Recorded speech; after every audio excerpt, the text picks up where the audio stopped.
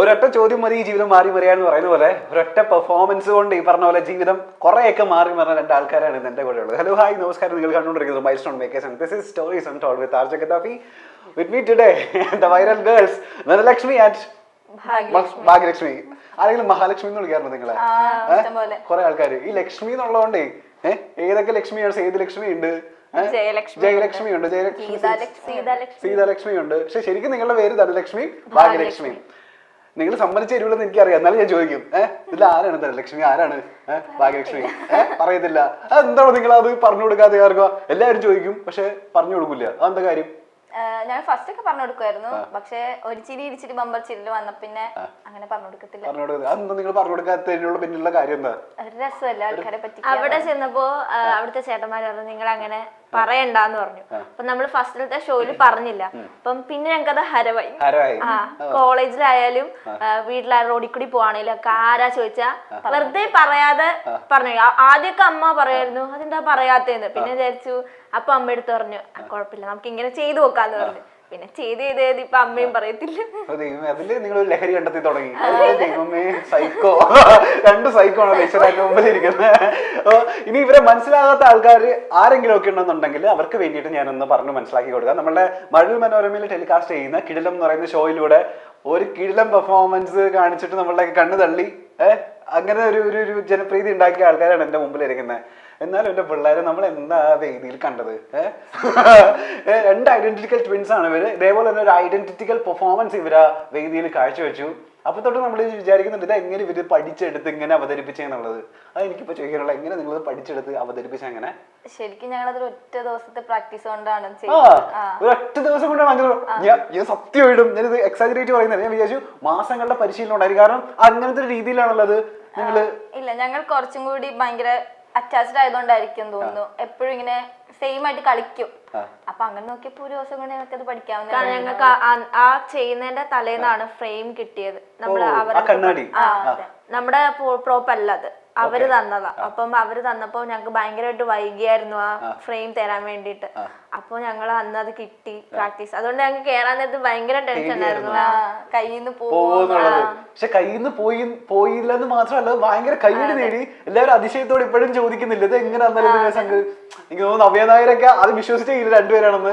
രണ്ടാമത് നിങ്ങളെ കൊണ്ട് ഒന്നുകൂടെ ചെയ്യിപ്പിച്ചു. ഒന്ന് വിശ്വാസം പേടിക്കണ്ട ചേട്ടൻ, ചിരി ഇങ്ങനെയാണ്. പേടിക്കണ്ട, കോളിംഗ് ബെല്ലല്ല എന്റെ ചിരിയാണ്. ഓക്കെ, പേടിച്ചു.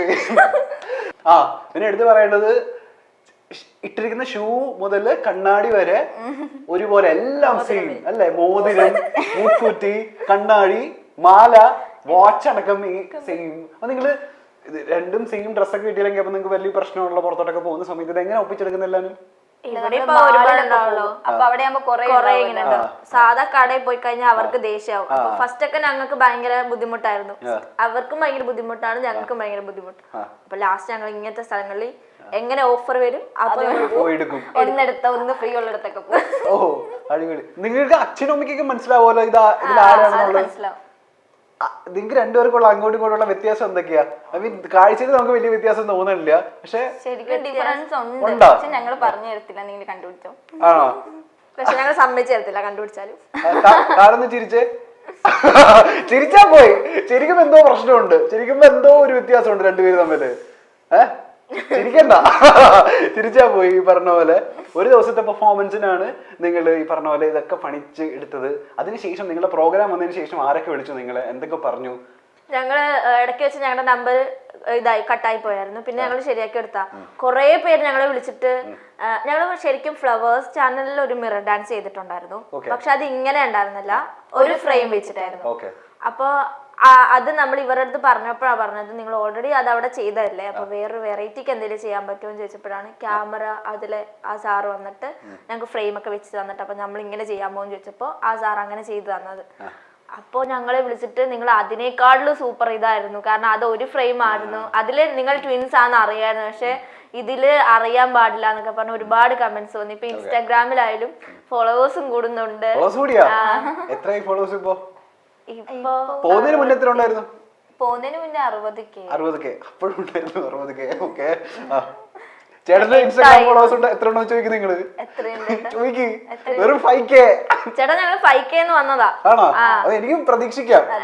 നിങ്ങൾ റീൽസ് ഇട്ട് കയറ്റിയതാണോ അല്ലെങ്കിൽ നിങ്ങളുടെ പെർഫോമൻസ് ചെയ്തതിനു ശേഷം ഓട്ടോമാറ്റിക് ഇല്ല റീൽസ് റീൽസ് വെച്ച് കയറിയതാ?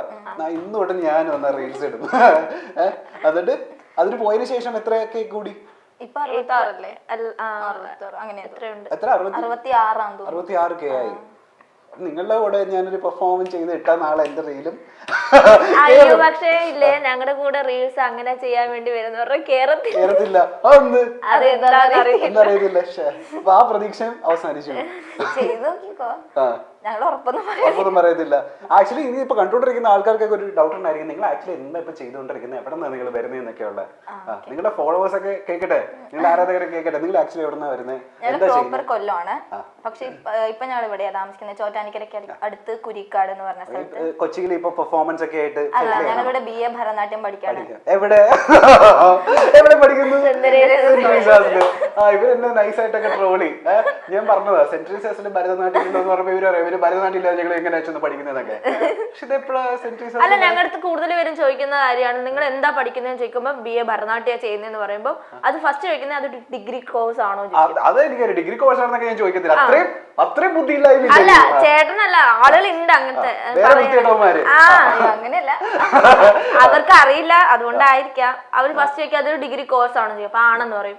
എവിടെയാ പഠിക്കുന്നതെന്ന് ചോദിക്കുമ്പോൾ സെന്റ് തെരേസയിലാന്ന് പറയുമ്പോൾ പിന്നെ ചോദിക്കുന്നതാണ് അവിടെ സെന്റ് തെരേസയിൽ ഈ പറഞ്ഞ പോലെ ഭരതനാട്യം ഉള്ള കോഴ്സ് ആർക്കും അറിയത്തില്ലെന്നേ. ശരിക്കും അവിടെ 2 മുതൽ അവിടെ ഉണ്ട്, 2003 മുതലുണ്ട്. അവിടെ ആ കോഴ്സ് ഉണ്ട്, പക്ഷെ അത് ആരും അറിയുന്നില്ല. അത് അറിയാത്ത ഞങ്ങളുടെ കുറ്റമാണ്. അല്ല ഓക്കെ, അപ്പൊ Bharatanatyam first year student. Okay, അപ്പൊ ഈ സെന്റ് തെരേസയിൽ വന്നതിന് ശേഷമാണോ നിങ്ങൾ അപ്പൊ ഈ ഫ്ലവേഴ്സിലൊക്കെ ഞങ്ങള് 9th തൊട്ടിട്ട് ഇവിടെയാ പഠിച്ചത്. വെണ്ണലയില് പഠിച്ചു 9th 10th. +1 +2 സൗത്ത് ഗേൾസ് സ്കൂളിലായിരുന്നു.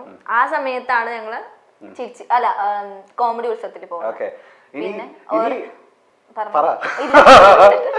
ഞാൻ പറയും. അതായത് നമ്മളിപ്പോ പെർഫോമൻസ് ഈ പറഞ്ഞ പോലെ ഭയങ്കര വൈറലായിരുന്നു നിങ്ങൾ ഈ ഡാൻസിലാണെങ്കിലും.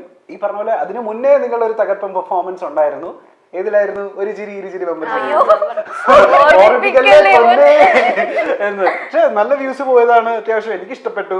നിങ്ങൾക്ക് ഒരു കോൺഫിഡൻസ് കുറവുണ്ടോ പെർഫോമൻസ്? കോമഡി അല്ലെങ്കിലും ട്വിൻസിന് അത് കുറെ റിലേറ്റ് ചെയ്യാൻ പറ്റി. അതുകൊണ്ട് ഞങ്ങൾക്ക് ഭയങ്കര ഇതാവും, അവർക്കെങ്കിലും പറ്റിയല്ലോ എന്നുള്ളൊരു ഇതുണ്ട്. അതുകൊണ്ടാണ് ഞങ്ങൾ എപ്പോഴും ആര് ചോദിച്ചാലും അതേ കാണിക്കത്തുള്ളൂ, സ്കിറ്റ് ഒന്നും ഞങ്ങൾ കാണിക്കത്തില്ല.